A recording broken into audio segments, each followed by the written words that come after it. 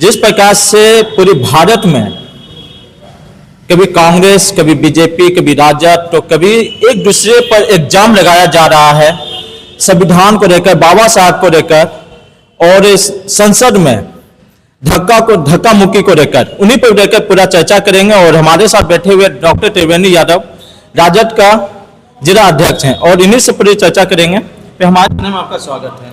सबसे पहले आपके चैनल को बधाई, और आपके चैनल के माध्यम से पूरे बिहार ही नहीं बल्कि देशवासियों को बताना चाह रहे हैं कि किस तरह से बाबा साहब जिसने संविधान का निर्माण किए और हर समाज के लोगों को अधिकार देने का काम किए, आज बीजेपी जो भारत जलाओ पार्टी है, जो नाथूराम गोडसे के विचारधारा पर चलने वाले हैं, जो आरएसएस के विचारधारा पर चलने वाले हैं, उन्होंने, आप देखे होंगे कि किस तरह से लोकसभा में बाबा साहब के नाम को गृह मंत्री माननीय अमित शाह जी के द्वारा कहा गया कि कुछ लोग जो बाबा साहब का नाम जपते हैं, अंबेडकर जो जपते हैं, उससे अच्छा है कि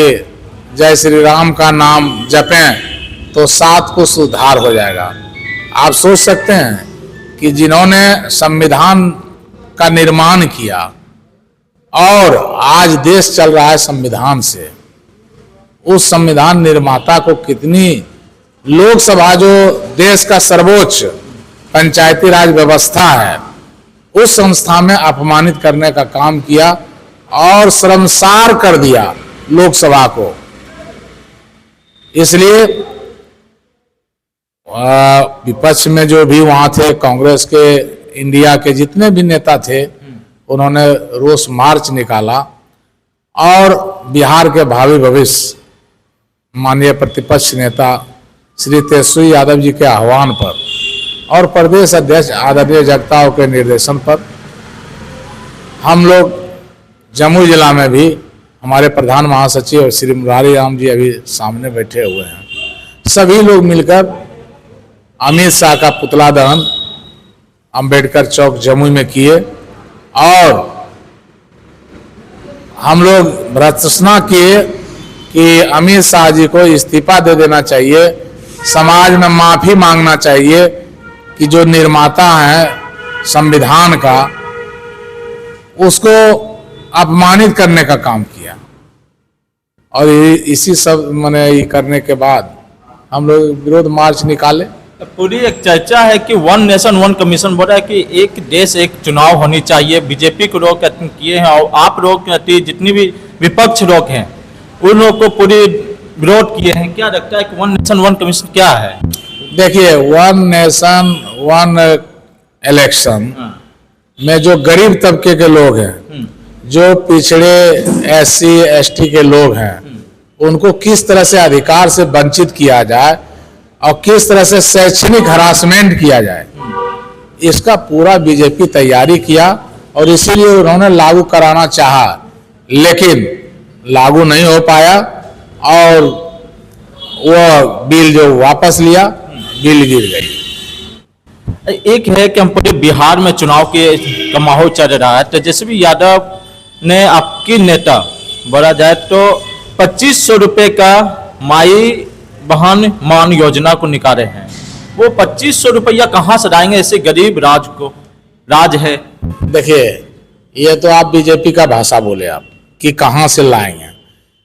आप जानते हैं कि आज पूरे झारखंड में मैया योजना माननीय मुख्यमंत्री हेमंत सोरेन जी के द्वारा चलाया गया और गरीब जो अंतिम पदान पर थे उनको उसका लाभ मिला और वहां का सभी मतदाता मालिक समझे इस बात को कि बीजेपी सिर्फ जुमला पार्टी है। ये कहता है कि 15 लाख रुपए प्रत्येक खाता में देंगे, 2 करोड़ का सालाना नौकरी देंगे, लेकिन कुछ करता नहीं है। ये सिर्फ और सिर्फ पूरे देश में हिंदू मुस्लिम का दंगा कराता है, नफरत का बीज बोता है और आपस में भाईचारा का जो रिश्ता है उसको दूर करता है, उसका शर्मसार करता है, नफरत का बीज बोता है। आप जानते हैं कि जब देश गुलाम था तो आज़ादी के लिए जितने हिंदू भाई का खून बहा, उतने मुस्लिम भाई का बहा, उतने सिख और ईसाई भाई का बहा। सबों ने मिलकर इस देश को आज़ाद कराया। और बगिया में हर तरह का फूल होता है, तभी खूबसूरत लगता है।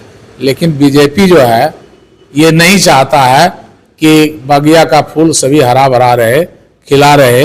वह चाहता है कि हमेशा नफरत करा के अपना पॉलिटिक्स जो है वो करना चाहता है। तेजस्वी यादव जी गरीब का नेता हैं, राजद गरीब का आवाज है। वह जान रहे हैं कि जमीन पर जो हमारे शोषित वंचित दलित अति पिछड़ा का जो सभी लोग हैं उसको लाभ सरकारी नहीं मिल पा रहा है।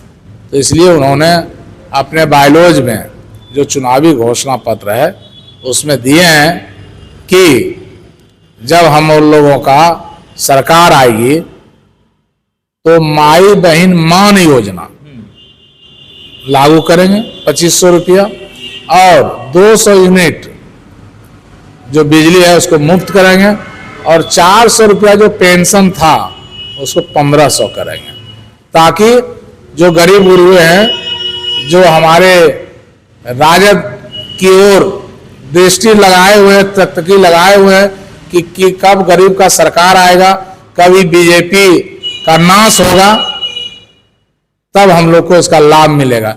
ये बीजेपी तो पूंजीपतियों की पार्टी है। ये विजय माल्या, अडानी, अंबानी, जिंदल का पार्टी है। मेरा कहना है कि ये जो पैसा जो आएगा, ये जो बिहार में ना इंडस्ट्री है, ना ही आपका उससे कोई पैसा आने का साधन है। ये आएगा तो 2500 रुपये कहाँ से आएगा? वो 1500 रुपया का जो 400 रुपये का पेंशन को 1500 रुपये किया है, और 200 यूनिट फ्री जो होगा वो कहाँ से भरपाई करेगा? ये भाषा आप बीजेपी का बोल रहे हैं। जिस समय आदरणीय लालू प्रसाद यादव जी जेल में बंद थे और क्षेत्रीय भ्रमण के दौरान आदरणीय तेजस्वी यादव जी हर जगह जाके बोल रहे थे कि जब हमारी सरकार होगी तो बेरोजगारों को रोजगार देंगे, नौजवानों को 10 लाख नौकरी देंगे। तब माननीय नीतीश कुमार जी और बीजेपी के जो शीर्ष नेता थे बोलते थे क्या वो अपने बाप घर से पैसा लाएंगे? तो आपने देखे ना कि जब 17 साल की सरकार में माननीय उप मुख्यमंत्री जी के रूप में तेजस्वी यादव जी हुए तो उन्होंने मुख्यमंत्री पर प्रेशर बना के 10 लाख का जो घोषणा किए थे नौकरी देने का और बेरोजगारों को रोजगार देने का, तो 5 लाख नौकरी दिए। तो उस समय भी तो ये बात कह रहे थे कि कहां से लाएंगे, लेकिन आज देख रहे हैं सब लोग नौकरी कर रहा है, हर समाज के लोग नौकरी कर रहा है। और ये डोमिसाइल नीति भी नहीं लागू किए, ये कहे कि बिहार ही नहीं बल्कि पूरे देश का अभ्यर्थी फॉर्म भरे और जो सफल होंगे वह पूरे देश का किसी भी स्टेट का हो वो बिहार में आके नौकरी करें। और बिहार में अमन चैन आज है तेजस्वी जी के कारण। आज देख लीजिए यूपी का है, राजस्थान का है, मुंबई का है, कहां का टीचर यहां नहीं है, नौकरी कर रहा है और शांति प्रिय कर रहा है। इसलिए ये पैसा कहां से आएगा आप समझ गए होंगे।